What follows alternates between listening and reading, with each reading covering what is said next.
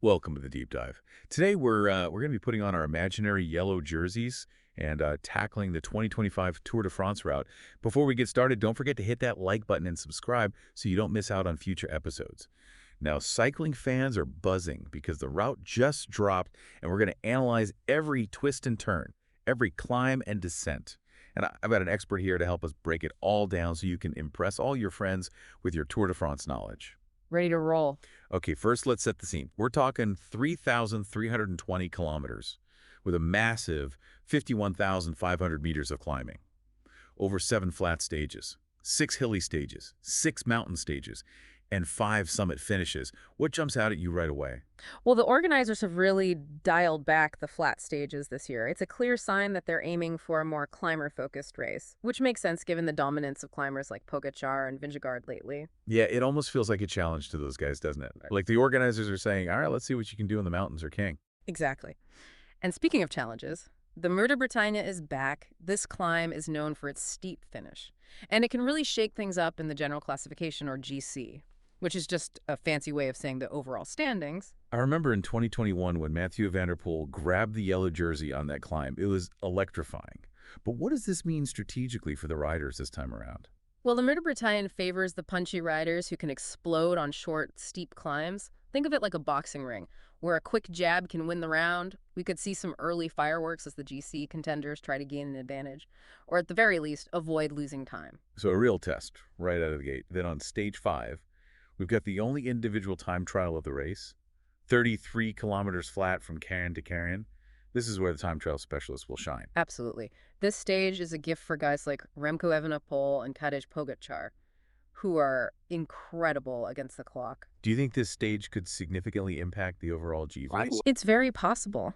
A strong performance here could create some serious time gaps, putting pressure on the pure climbers to make up ground later in the mountains.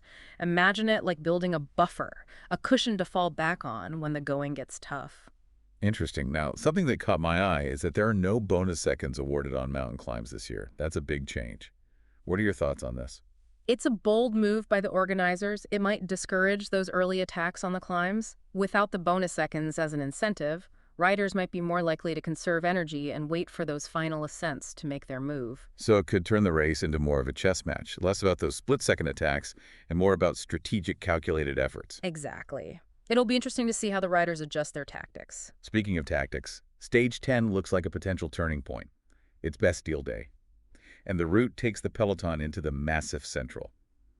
4,400 meters of climbing. That's a serious way to celebrate. What kind of impact could this stage have on the race? This stage is like a springboard. GC contenders could use it to test their rivals' legs, maybe even gain a psychological edge.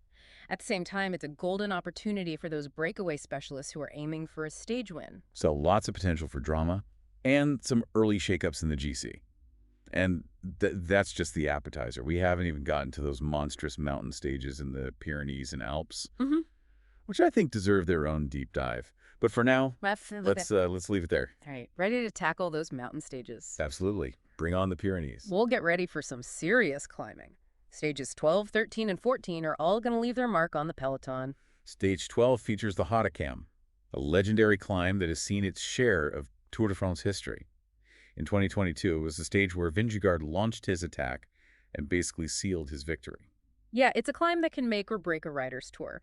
But this year, it's going to be interesting to see how Pogačar approaches it. He'll be looking for revenge after what happened in 2022. Right, and then we have Stage 13, the mountain time trial from Ludenville to Périgueux.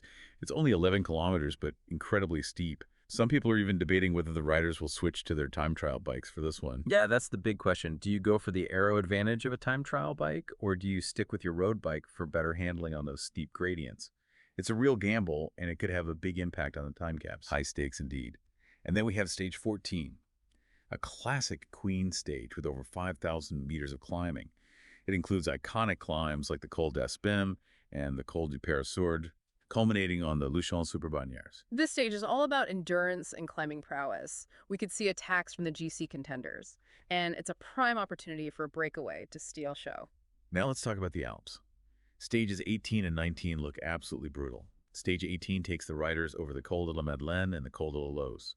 before finishing atop the Courchevel Col de Loze. Over 5,500 meters of climbing in a single stage. That's a monstrous challenge.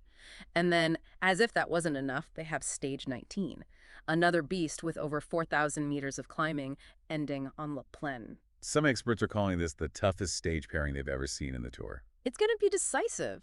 These two stages will truly test the rider's limits and likely determine who wins the overall race. One thing that's missing from this year's route is descent finishes.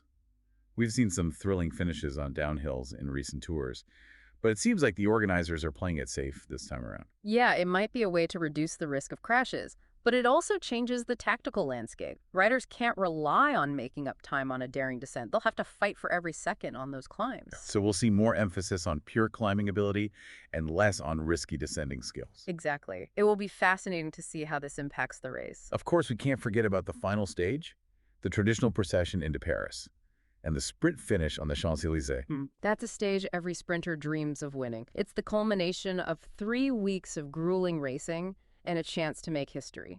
So let's talk about the contenders. We've got Pogačar, Vingegaard, Evenepoel, all incredible riders with different strengths. Pogačar is the explosive climber who can attack anywhere. Vingegaard excels in the high mountains, grinding down his opponents with a steady pace. And Evenepoel is the all-rounder, strong in time trials, and a capable climber. This route seems designed to push them to their limits and force them to play to their strengths. It's going to be a thrilling battle to see who comes out on top. All right, we've scaled the Pyrenees and conquered the Alps in our deep dive into this route. Now let's take a moment to think about what we've learned about the 2025 Tour de France route. What stands out to you the most?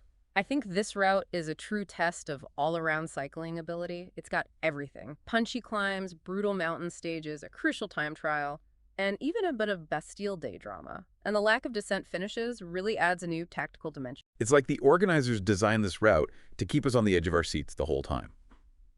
So the big question is, given everything we've discussed, who do you think has the edge going into this tour? Well, that's a tough call, but you have to consider Pogačar, Vingegaard, and Evenepoel as the top contenders. But that's the beauty of the Tour de France, isn't it? There are always surprises, and someone could emerge from the pack to challenge those favorites. That's what makes it so exciting to watch. It's not just about the physical strength and strategy. It's also about the mental game, the resilience, and sometimes even a bit of luck. Well, we've reached the finish line of our deep dive into the 2025 Tour de France route. I wanted to thank you for sharing your expertise with us today. It's been a fascinating journey. The pleasure was all mine. Remember, folks, it's not always about the bike. It's about the adventure. Beautifully said. And to you, our listener, thank you for joining us on this deep dive. Don't forget to like and subscribe to the channel so you don't miss out on future episodes. Until next time, keep the wheels turning and the passion for cycling alive.